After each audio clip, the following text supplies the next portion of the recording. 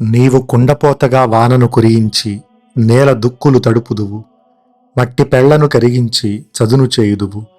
జల్లులతో మట్టిని నానింతువు, ఆ మట్టి నుండి మొలచిన మొలకలకు పెంపును వసగుదువు. 65వ కీర్తన 10వ వచనము. ఈనాడు తల్లి తిరుసభ 15వ సామాన్యకాల ఆదివారాన్ని జరుపుకుంటుంది. దైవార్చన సంవత్సరాల్లో మొదటి సంవత్సరము మత్తయి సువార్తకు ప్రత్యేకించబడింది. అంటే ఆదివారాలు సువిశేషాలన్నీ కూడా మత్తయి సువార్త నుండి తీసుకొనబడతాయి. మత్తయి సువార్తను ధ్యానం చేసేటప్పుడు యేసుక్రీస్తుని యొక్క ముఖ్య ప్రసంగాలు 5గా మనకు కనిపిస్తాయి. కొండ మీద ప్రసంగము, ఆ తరువాత శిష్యుల పంపకము, 3వది ఉపమాన రీతిలో బోధన, 4వది సంఘానికి బోధన, 5వది అంత్యకాలాన్ని గురించినటువంటి బోధన. ఈ 5 ప్రసంగాల్ని ధ్యానం చేయడానికి సామాన్య కాలాల్లో కొన్ని ఆదివారాలు కేటాయించబడతాయి. కొండ మీద ప్రసంగాన్ని ధ్యానం చేయడానికి సామాన్య కాలంలో 4వ ఆదివారం నుండి 7వ ఆదివారం వరకు, 2వ ప్రసంగం శిష్యుల పంపకాన్ని గురించి సామాన్య కాలంలో 11, 12 ఆదివారాలు కేటాయించబడతాయి. 3వ భాగము యేసుక్రీస్తు ఉపమాన రీతిలో బోధించినటువంటి ప్రసంగము. దీనికోసం ప్రతి మొదటి సంవత్సరం 15వ సామాన్యకాల ఆదివారం నుండి 17వ సామాన్యకాల ఆదివారం వరకు 3 ఆదివారాలు కేటాయించబడతాయి. ఆ 3 ఆదివారాల్లో ఈరోజు మొదటి ఆదివారం.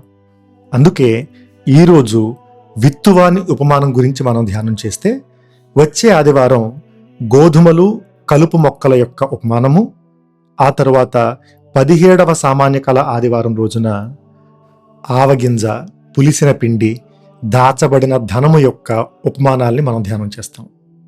ఆ తరువాత సంఘాన్ని గురించినటువంటి 4వ భాగాన్ని ధ్యానం చేయడానికి 23, 24 ఆదివారాలు, 5వ భాగమైన అంత్యకాలాన్ని గురించి ధ్యానం చేయడానికి 31, 32, 33 ఆదివారాలు క్రీస్తురాజు మహోత్సవాలు కేటాయించబడతాయి. ఈరోజు తల్లి తిరుసభ 15వ సామాన్యకాల ఆదివారాన్ని జరుపుకుంటుంది. అంటే మత్తయి సువార్తలోని 2 ముఖ్యమైన ప్రసంగాలను మనం ధ్యానం చేసి ఉపమాన రీతిలో బోధించబడేటువంటి 3వ భాగంలో మనం అడుగు పెడుతున్నాం. ఇదే ఈనాటి ధ్యానాంశము, విత్తనాన్ని పోలిన దేవుని రాజ్యము, దేవుని వాక్కు. అందుకే ఈరోజు పరిశుద్ధ గ్రంథ పఠనాలు కూడా దీన్ని ప్రతిబింబిస్తాయి. ఈనాటి పఠనాల యొక్క నేపథ్యాన్ని తెలుసుకుందాం. ఈరోజు మొదటి పఠనము యెషయా ప్రవక్త గ్రంథము 55వ అధ్యాయము 10వ వచనం నుండి 11వ వచనం వరకు. యెషయా ప్రవక్తలోని ఈ భాగాన్ని ద్వితీయ యెషయా ప్రవక్త గ్రంథం అని పిలుస్తారు. ఇది జరిగిన నేపథ్యము దాదాపు ప్రవాసకాలం ముగుస్తూ ఉండగా ఇశ్రాయేలీయులు మళ్లీ వాళ్ళ స్వంత భూమికి తిరిగి చేరుకునేటువంటి ఆశను కల్పించే భాగం ఇది. ఏ విధంగా సువిశేషంలో ఉపమాన రీతిలో యేసుక్రీస్తు బోధిస్తారో దాదాపు అలాంటి భాషే మనకు ఈరోజు మొదటి పఠనంలో కూడా కనిపిస్తుంది. ఇక్కడ ఉపయోగించబడిన పోలిక వాన, మంచు. ఇవి ఆకాశం నుండి భూమిని చేరి ఎలా భూమిని పండింప చేస్తాయో, దేవుని నోటి నుండి వెలువడే ప్రతి మాట నిష్ఫలం కాకుండా దేనికోసం వెలువడిందో దాన్ని నెరవేరుస్తుంది అనేటువంటి ఒక ఖచ్చితమైన సత్యాన్ని మొదటి పఠనం మనకు తెలియచేస్తుంది. ఈరోజు భక్తి కీర్తన 65వ కీర్తన. ఈ కీర్తన ద్వారా కీర్తనాకారుడు దేవునికి వందన సమర్పణ చేస్తూ ఉన్నాడు. సమస్త జీవరాశుల వెనుక, భూమి ఫలించటం వెనుక దేవుని హస్తం ఏ విధంగా ఉందో సూక్ష్మంగా వివరిస్తాడు. దేవుడే స్వయంగా సందర్శించి వానను కురిపిస్తాడని, దేవుడే మట్టిని తడుపుతాడు, దేవుడే మట్టి పెళ్లను చదును చేస్తాడు, వాటి నుండి పుట్టే మొలకలు కూడా దేవుడు వసగినవే అని దేవునికి స్తుతి చెల్లిస్తూ ఉంటుంది ఈ కీర్తన. ఈ భక్తి కీర్తన యొక్క అంతరార్థం, సమస్త జీవరాశి వెనుక దేవుని హస్తం ఉంది, లేకపోతే ఏదీ ఫలించదు అనేటువంటి సత్యం. ఈనాటి 2వ పఠనము పునీత పౌలు గారు రోమీయులకు రాసిన లేఖ 8వ అధ్యాయము 18వ వచనం నుండి 23వ వచనం వరకు. దేవుని రాజ్యం కోసం మనుషులందరూ కూడా ఎదురు చూస్తారు. కానీ ఆ నిరీక్షణ, ఆ ఎదురుచూపు కేవలం మనుషులకు మాత్రమే పరిమితం కాదు. ఇందులో సృష్టి కూడా పాలిభాగమే అనేటువంటి సత్యాన్ని చాలా లోతైనటువంటి అంశంగా పునీత పౌలు గారు వివరిస్తారు. 22వ వచనంలో, ఏలయన ఇప్పటి వరకును సృష్టి అంతయు ప్రసవ వేదన వంటి బాధతో మూలుగుచున్నదని మనకు తెలియను. ఆ వెంటనే 22వ వచనంలో, కానీ సృష్టి మాత్రమే కాదు, ఆత్మను తొలి ఫలముగా పొందిన మనము కూడా దేవుని దత్త పుత్రత్వము అనగా మన శరీరము యొక్క విముక్తిని పొందుటకు ఎదురు చూచుచు మనలో మనము మూలుగుచున్నాము అని సృష్టిని, మానవుని యొక్క జీవితాన్ని రెండింటినీ కలిపి చూస్తూ దేవుని రాజ్యంలో సృష్టి కూడా ఎలా భాగం అవుతుందో భక్తి కీర్తన నుండి ఇది ఒక కొనసాగింపుగా మనం 2వ పట్టణంలో చూస్తాం. చివరిగా ఈనాటి సువిశేషము మత్తయి సువార్త 13వ అధ్యాయము 1వ వచనం నుండి 23వ వచనం వరకు. ఈ అధ్యాయానికి ముందు భాగంలో అంటే మత్తయి సువార్త 12వ అధ్యాయంలో యేసుక్రీస్తుకు వివిధ రకాలుగా తిరస్కారం ఎదురవుతుంది. మొదట విశ్రాంతి దినాన్ని గురించి పరిసయ్యులతో జరుగుతుంది. ఆ తర్వాత దయ్యాన్ని పారద్రోలిన, ఓచ చేయగలవానికి స్వస్థత చేసిన, వాళ్ళ కుటుంబం ఆయన సందర్శించిన వీళ్ళందరి నుండి కూడా యేసుక్రీస్తు ఒకంత అసంతృప్తికి గురవుతారు. దాని తరువాత ఈరోజు సువిశేషాన్ని మనం చూస్తాం. సముద్ర తీరంలో యేసుక్రీస్తు బోధిస్తూ విత్తువాని ఉపమానాన్ని, ఉపమానాల యొక్క అంతరార్థాన్ని, చివరిగా విత్తువాని ఉపమాన భావాన్ని యేసుక్రీస్తు వివరిస్తారు. ఇదే ఈరోజు ప్రధానమైనటువంటి ధ్యానాంశము. ఈనాటి వాక్య ధ్యానానికి 3 అంశాలను మనం ఎంచుకోవచ్చు. మొదటిది ఉపమానాల యొక్క పరమార్థము, రెండవది ఫలించని విత్తనాలు, మూడవది ఫలించే విత్తనాలు. మొదటి ధ్యానాంశము ఉపమానాల యొక్క నిదర్శనం.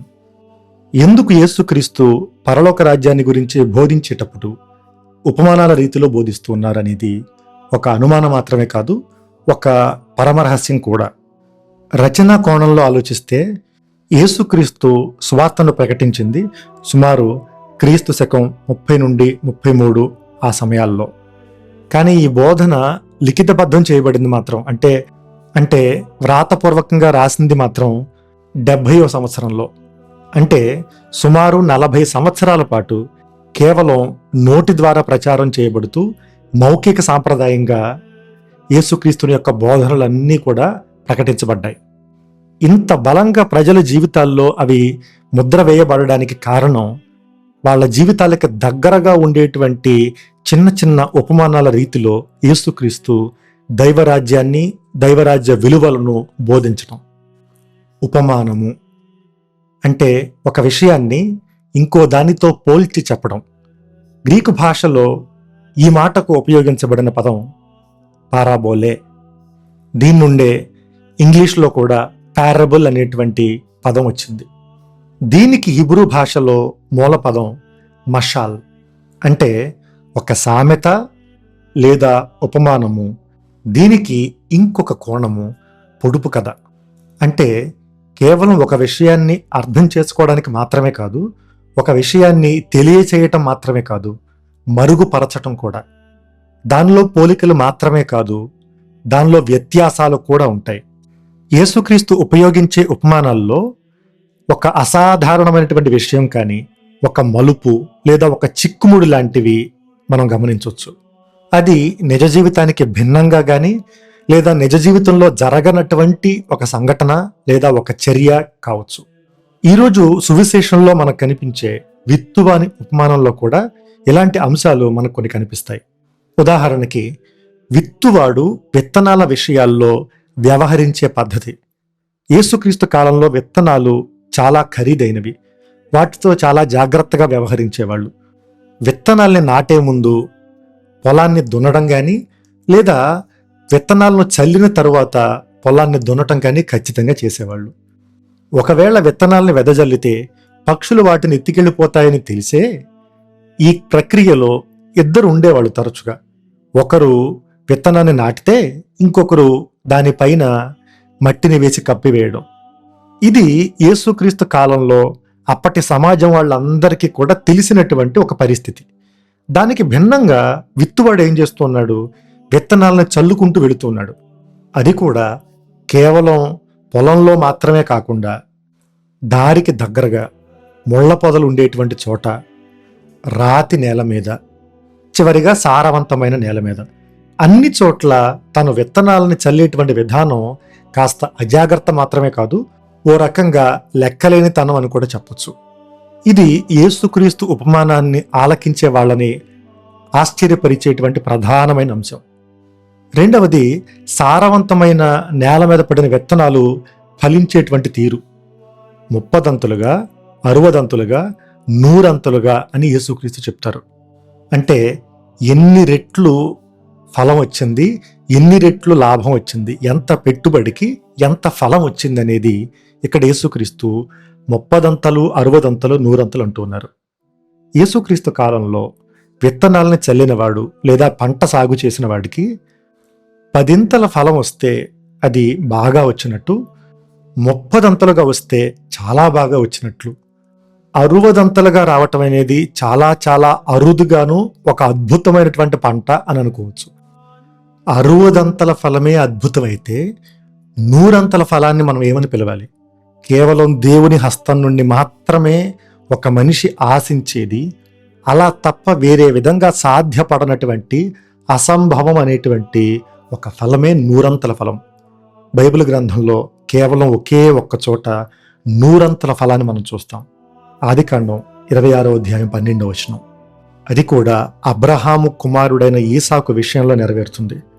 ఈసాకు అక్కడ పొలమున విత్తగా ఆ సంవత్సరమే 100 రెట్ల పంట చేతికి వచ్చెను, దేవుడు అతనిని దీవించెను.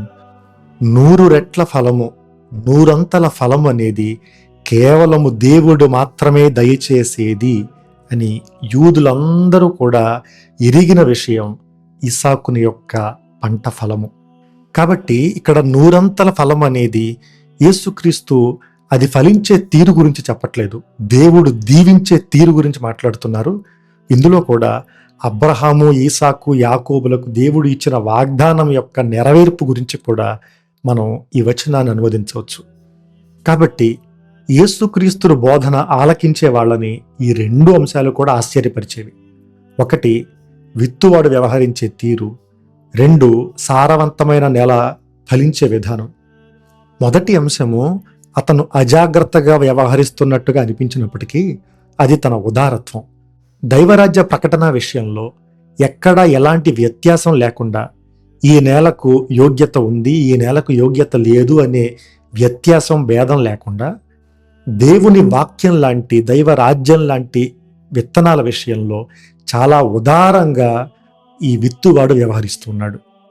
అలాగే నాకు ఫలించే అవకాశం వచ్చింది, రాలేదు అనే నింద గాని, అపవాదు గాని విత్తువాని మీద మనం వేయలేం. నేల ఎలాంటిదైనా కూడా అందరికీ సరైన అవకాశాన్ని విత్తువాడు ఇస్తూ ఉన్నాడు. అలాగే యేసుక్రీస్తు ఈ ఉపమానాన్ని చెప్పేటువంటి 2 కోవలకు చెందినటువంటి వ్యక్తులు మనకు కనిపిస్తారు. మొదట ఉపమానాన్ని ఆలకించేది ప్రజలు, జనసమూహాలు అయితే వాటి భావాన్ని మాత్రం కేవలం శిష్యులకు మాత్రమే యేసుక్రీస్తు చెప్తారు. 11వ వచనంలో పరలోక రాజ్య పరమ రహస్యములను తెలుసుకొనుటకు అనుగ్రహింపబడినది మీకే కాని వారికి కాదు, మీరు వారు అనేటువంటి వ్యత్యాసం యేసుక్రీస్తు ఎందుకు చెబుతూ ఉన్నారు? ఆలకించే వాళ్ళందరూ ప్రజలైతే అనుసరించేవాళ్ళు, యేసుక్రీస్తు ఆజ్ఞలకు కట్టుబడి జీవించేవాళ్ళు శిష్యులు.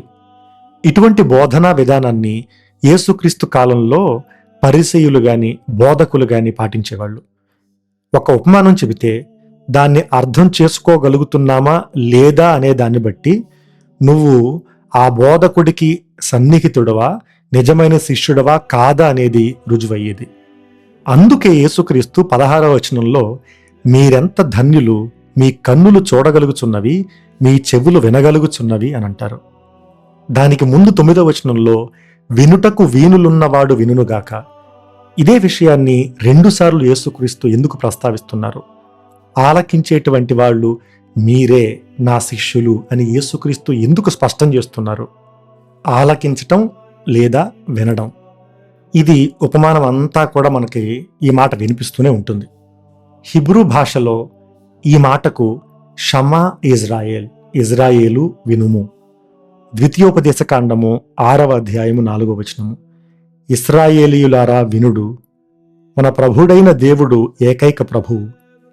మీ ప్రభువైన దేవుని పూర్ణ హృదయముతోనూ, పూర్ణ ఆత్మతోనూ, పూర్ణ శక్తితోనూ ప్రేమింపుడు. ఇక్కడ ఇశ్రాయేలీయులారా వినుడు.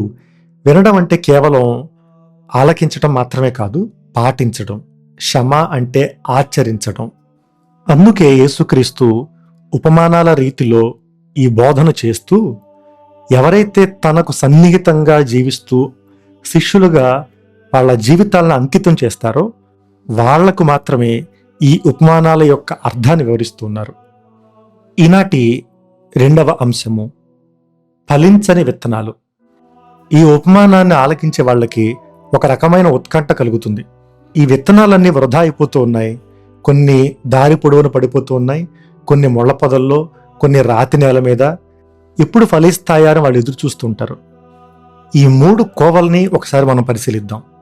మొదట త్రోవ ప్రక్కన పడినటువంటి విత్తనాలు. పునీత జాన్ క్రిసోస్టమ్ గారు ఈ తోవ గురించి మాట్లాడతారు. తోవ లేదా దారి అనేది ఒకే చోట పదే పదే ప్రజలు నడవటం వల్ల ఏర్పడేది. అది పొలానికి చాలా దగ్గరగా ఉంటుంది, కానీ పంటకి చాలా దూరంగా ఉంటుంది. సాతానుకు చేరువలో ఉంటుంది, యాక్సెసిబుల్ అని అంటారు. అంటే ఒక విత్తనం పొరపాటున అక్కడ పడినా కూడా వెంటనే సాతానుడు వచ్చి ఎత్తుకెళ్ళిపోవడానికి ఆస్కారం ఎక్కువగా ఉండేటువంటి చోటు. ఈ దారి ఎలా ఏర్పడింది అని పునీత క్రిసోస్టమ్ గారు వివరిస్తారు. ఒక మంచి పొలంలో కూడా దారి ఏర్పడడానికి ఆస్కారం ఉంది. పదే పదే చెడు ఆలోచనలతో, చెడు అలవాట్లతో జీవించేవాడు పొలానికి పక్కనే ఉన్న దారిలో పడిపోతాడు, సాతానుకు ఎక్కువ చేరువలో ఉంటాడు అని పునీత జాన్ క్రిసోస్టమ్ గారు చెప్పారు. ఇటువంటి చెడు అలవాట్లు, చెడు తోవలు మన జీవితాల్లో చాలా ఉంటాయి. మనకే తెలుసు మన జీవితాల్లో ఏ ఏ అంశాల్లో, ఏ ఏ విషయాల్లో మనం దేవునికి దూరంగా ఉంటామో, ఏ ఏ విషయాల్లో మనం శోధనకు గురవడానికి ఆస్కారం ఉంటుందో, ఎక్కడ మన ఆశలకు మనం లొంగిపోతామో ఇవన్నీ మనకు తెలుసు. కాబట్టి అటువంటి తోవలకు మనం దూరంగా జీవించే ప్రయత్నం చేయాలి. రెండవ కోవకు చెందినవి రాతి నేలపై పడిన విత్తనాలు. వీటి గురించి వివరించడానికి యేసుక్రీస్తు 2 పదాలను ఉపయోగిస్తారు. ఒకటి సందేశాన్ని విన్న వెంటనే కలిగే సంతోషం, అలాగే శ్రమలు సంభవించిన వెంటనే వాళ్ళు తొట్టిపడిపోవడం. సంతోషము, శ్రమ ఇవేమి దక్షిణ ధ్రువం, ఉత్తర ధ్రువంలా 2 విపరీతాలు కాదు. 2 మనిషి జీవితంలో ప్రక్కనే ఉండేటువంటివి. మనం ఎంత విశ్వసనీయంగా ఉన్నాం అనేది శ్రమలు వచ్చినప్పుడు మనం వ్యవహరించే తీరు బట్టి అర్థమవుతుంది. అందుకే పెళ్లి చేసుకున్నప్పుడు భార్యాభర్తలు చేసుకునేటువంటి వాగ్దానం, కష్టములోను, సుఖములోను, వ్యాధిలోను, సౌఖ్యములోను నేను నీకు ప్రామాణికముగా ఉందును. ఆ మాట ప్రామాణికంగా ఉండటం. ఎలాంటి పరిస్థితుల్లోనైనా నేను ప్రామాణికంగా ఉంటాను. ఈ వేరు లేనటువంటి రాతి నేలపై పడినటువంటి విత్తనాల యొక్క పరిస్థితి అదే. వాళ్ళ జీవితానికి, వాళ్ళ విశ్వాసానికి, విశ్వసనీయతకి, ప్రామాణికతకి పరీక్ష ఏంటి అంటే శ్రమ. ఇటువంటి శ్రమలు సంభవించినప్పుడు మనం తొట్టిల్లకుండా ఉంటే మనలో వేరు ఉన్నట్టే. మూడవది ముళ్ళ పొదలలో పడినటువంటి విత్తనం. మూడిట్లో ఇది చాలా ఆసక్తికరంగా ఉంటుంది. ఎందుకంటే వాటిని ఎత్తుకెళ్లేది సాతానుడు కాదు, హింసల్లాంటి పెద్ద పెద్దవేమీ కాదు. అవి ఫలించకపోవడానికి కారణాలు చూస్తే ఐహిక విచారము, ధన వ్యామోహము. అంటే చిన్న విషయాలు, ప్రాపంచికమైనటువంటి విషయాలు, ఏమవుతుందో, రేపేం జరుగుతుందో అనేటువంటి చిన్న భయాందోళనలు. అవి కూడా వాటిని చంపటం కాదు, ఏం చేస్తాయి అంటే అణిచి వేస్తాయి అని చెబుతున్నారు. ఇంగ్లీష్లో చోకింగ్ అని ఉంటుంది, అంటే ఊపిరాడకుండా చేయటం. ప్రజలందరూ ఒకే చోట చేరినప్పుడు, కిక్కిరిసిపోయి ఉన్నప్పుడు తొక్కిసలాట, ఊపిరాడకపోవటం అంటారు కదా, అటువంటి జీవితం. గ్రీకు భాషలో మెరిమ్నా తు అయోనోస్ అని ఉంటుంది. ఈ అయోనోస్ అంటే ఇప్పుడు కానీ, గతాన్ని గురించి కానీ, లేదా సుదీర్ఘంగా చాలా రోజుల పాటు ఒకే విషయాన్ని గురించి మదన పడిపోవటం కానీ. రెండవది ధనము లేదా ఆస్తిపాస్తుల విషయాల్లో చాలా సంతోషంగా ఉండటం. ఈ 2 విషయాలు ఇంగ్లీష్లో cares of the world and the delight in riches అని అంటారు. ఇవేవో ఘోర పాపాలు కాదు, నిజానికి అసలు పాపాలే కాదు అని అనిపించేలా ఉంటాయి. 10 ఆజ్ఞల్లో ఏ కోవలో కూడా మనం డబ్బు గురించి సంతోషించటం కానీ, లేదా ప్రాపంచిక విషయాల గురించి బాధపడడం కానీ, విచారం కానీ ఈ రెండు కూడా 10 ఆజ్ఞల్లో ఏ పాపాల్లోనూ అది కనిపించదు. మరెందుకు ఇది ఆ విత్తనాలని ఫలించకుండా చేస్తుంది, అణిచివేస్తుంది అంటే ఇది దేవుడు ఉండాల్సిన స్థానంలో వేరే వాటిని పెడుతుంది కాబట్టి. అంటే మొట్టమొదటి ఆజ్ఞ సర్వేశ్వరుని మాత్రమే ఆరాధించుదువుగాక, దాన్ని వ్యతిరేకించేది కాబట్టే ఇవి చిన్న చిన్న మొళ్ళలా కనిపిస్తాయి. సాతానులా ఎత్తికెళ్ళిపోయేంత పెద్దవిగా కనిపించవు. శ్రమలు, హింసలు లాంటి పెద్ద పెద్ద వాటిగా ఇవి మనకి కనిపించవు. అది మనల్ని చంపే విధానం కూడా కేవలం మన ఎదుగుదలని నియంత్రిస్తూ అణిచి వేయటం ద్వారా సాధిస్తుంది. దేవునికి ప్రథమ స్థానాన్ని ఇవ్వని ప్రతిదీ కూడా ముళ్ళులా మన ఎదుగుదలను అడ్డుకుంటూనే ఉంటుంది. ఈనాటి ఆఖరు అంశము ఫలించే విత్తనాలు. మనం జాగ్రత్తగా గమనిస్తే విత్తనాలు ఎందుకు ఫలించలేదో వాటి కారణాలు ఉంటాయి. ఆకాశ పక్షులు ఎత్తుకెళ్ళిపోయాయనో, వేరు లేదు కాబట్టి అనో, లేదా ముండ్ల పొదలు వాటిని అణిచివేశాయి అనో ఫలించకపోవడానికి మాత్రమే కారణాలు ఉంటాయి. ఫలించడానికి మనకు కారణాలు కనిపించవు. 23వ వచనంలో సారవంతమైన నేల యందు పడిన విత్తనమును పోలినవాడు సందేశమును విని గ్రహించి 100 60 30 ఫలించును. కానీ ఇక్కడ ఒక మాట మనకు తాళపు చెవిలా పనిచేస్తుంది. అదే సందేశమును విని గ్రహించి. ఈ విని అనే మాట మిగతా అందరికి కూడా ఉపయోగించబడింది. కానీ గ్రహించి అనే మాట సారవంతమైన నేల మీద పడిన విత్తనాల గురించి మాత్రమే ఉపయోగించబడింది. గ్రహించడం లేదా అర్థం చేసుకోవటం, ఇంగ్లీష్లో అండర్స్టాండ్ అనేటువంటి మాట ఇదేదో మెదడు చేసే పనిలా మనకు అనిపిస్తుంది. కానీ ఇందులో ఇతర అంశాలు కూడా ఉన్నాయి. మొదట ఒక విషయం గురించి అవగాహన కలిగి ఉండటం. ఒక్కోసారి కథోలికేతరులతో చర్చ చేసేటప్పుడు వాళ్ళు మన మీద చేసే ఒక ఆరోపణ ఏంటి అంటే, కథోలికులకు బైబిల్ గ్రంథం మీద ఉన్న జ్ఞానము, పట్టు, దాని మీద ఉన్నటువంటి అవగాహన చాలా తక్కువ అని. బహుశా దీన్ని ఒక ఆరోపణ అని కొట్టివేయడం కంటే దీనిలో ఎంతో కొంత నిజం ఉంది అని మనం ఒప్పుకోవటం సమంజసం. ఇతర సంఘాల వాళ్ళ నుండి మనం నేర్చుకోదగిన విషయం ఏదైనా ఉంది అంటే ప్రధానంగా ముందు బైబిల్ గ్రంథాన్ని పదే పదే చదవటం. కేవలం పరిశుద్ధ గ్రంథ పఠనాలతో మాత్రమే మనం సరిపెట్టుకోవటం సరికాదు. బైబిల్ గ్రంథం, అందులో ఉండేటువంటి వ్యక్తుల పేర్లు, వాళ్ళ చరిత్రలు, ఇవన్నీ కూడా తెలుసుకునేటువంటి జిజ్ఞాస, తెలుసుకోవాలనేటువంటి ఆశ మనలో ఉండాలి. ఎందుకంటే మనకు తెలియని విషయాన్ని మనం ఎలా అర్థం చేసుకోగలం, ఎలా గ్రహించగలం? రెండవది, మనం ఏదైనా ఒక విషయాన్ని గ్రహించాలి అంటే మనం దాన్ని అవలోకనం చేసుకోవాలి, పరిశీలించుకోవాలి, సమీక్షించుకోవాలి, మళ్ళీ మళ్ళీ వెనక్కి వెళ్ళి దాన్ని చూసుకుంటూ ఉండాలి. అలా దేవుని వాక్యాన్ని మనం తెలుసుకుని దాన్ని పదే పదే ధ్యానం చేస్తూ ఉంటే అప్పుడు మనం అధికంగా ఫలించే ఆస్కారం ఉంటుంది. చివరిగా ముఖ్యమైనటువంటి విషయం ఏంటి అంటే, ఒక విత్తనం ఫలించింది అంటే అది సారవంతమైన నేల గొప్పతనం అస్సలు కాదు. విత్తనం అనేది దేవుని వాక్ అయితే దాన్ని ఫలింపచేసే మంచు, వాన అది దేవుని కృప. మాయిస్టర్ ఎకార్ట్ అనేటువంటి ఒక తత్వవేత్త ఇలా అంటాడు, when God undertakes the work, the mind must remain passive అని అంటాడు.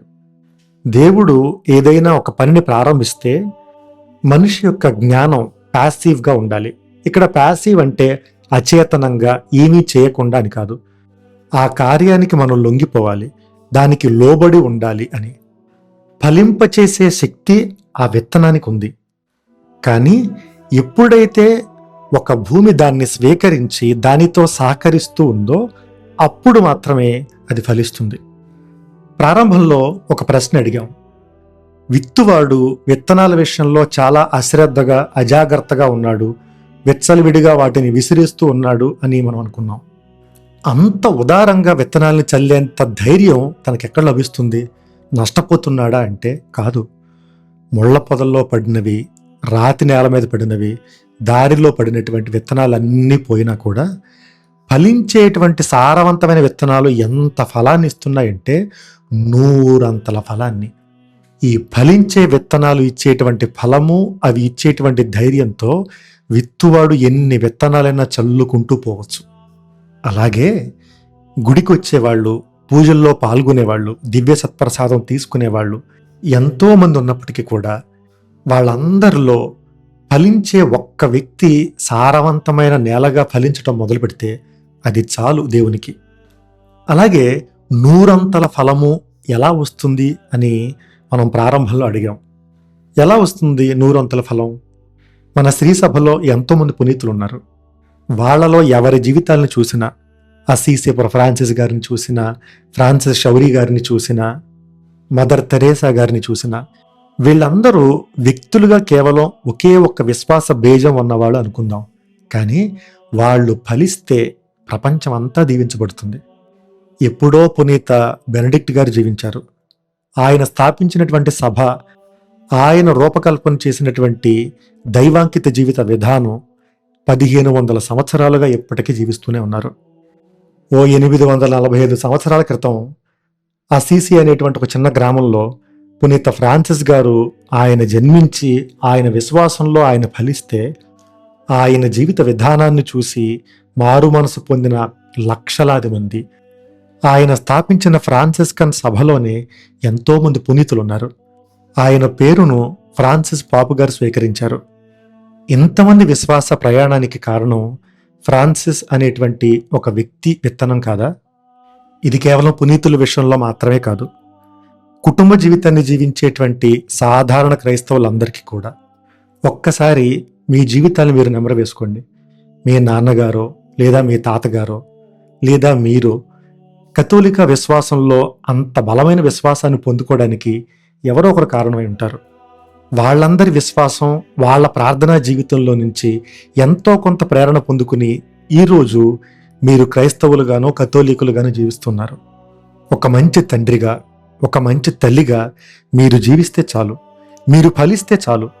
సారవంతమైన నేల మీద ఒక్క విత్తనం కూడా 100 రెట్లుగా ఫలిస్తుంది.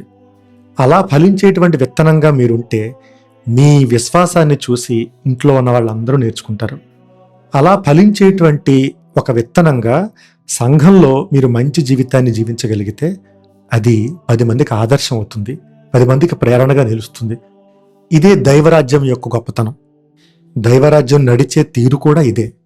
ఫలించని ఎన్ని విత్తనాలు ఉన్నా ఫలించే ఒక్క విత్తనం చాలు దేవునికి కొండంత ధైర్యాన్ని ఇవ్వడానికి, ఎన్ని లోటుపాట్లు ఉన్నా శ్రీ సభను ముందుకు నడిపించడానికి. అటువంటి విత్తనాలుగా దేవుడు మనందరినీ కూడా ఆశీర్వదించాలని, వాక్యం అనేటువంటి విత్తనానికి సానుకూలంగా మనం స్పందిస్తూ మనము, మన కుటుంబాలు, మన సంఘాలు 30 60 100 దీవించబడాలని ఆ దేవుని ప్రార్థిద్దాం. సర్వశక్తిగల సర్వేశ్వరుడు పిత, పుత్ర, పవిత్రాత్మ మనలను ఆశీర్వదించునుగాక. ఆమెన్.